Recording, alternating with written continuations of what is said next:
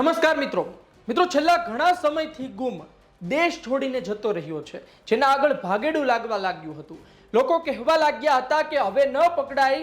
આ પ્રકારે ઘણા લોકો છે, ઉદ્યોગપતિઓ છે કે જે લોકોનું કરી નાખે છે હજારો કરોડોનું અને ત્યારબાદ દેશ છોડીને જતા રહે છે.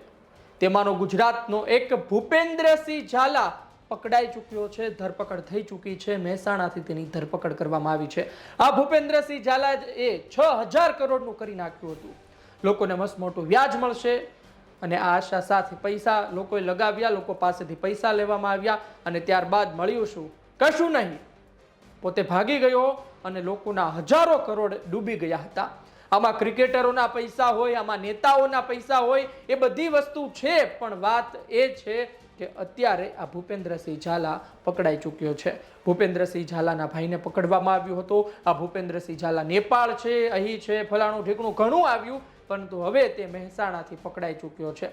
CIDએ પકડી લીધું છે. તેમને ગાંધીનગર લાવવામાં આવશે અને ત્યારબાદ વધુ ખુલાસા સામે આવશે. ભૂપેન્દ્રસિંહ ઝાલાની પૂછપરછ પણ કરવામાં આવશે. એટલે કે હવે આ ભૂપેન્દ્રસિંહ ઝાલાનો જે કેસ હતો તે ધીરે ધીરે પારદર્શક બની રહ્યો છે.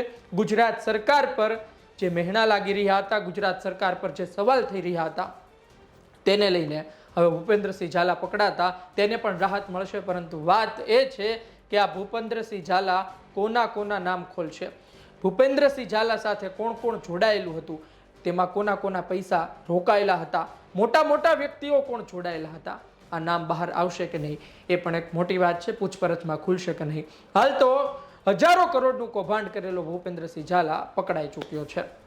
આ સમાચાર વિશે આપનું શું કહેવું છે? ભૂપેન્દ્રસિંહ ઝાલા વિશે આપનું શું કહેવું છે? કોમેન્ટ બોક્સમાં જરૂરથી લખશો. નમસ્કાર.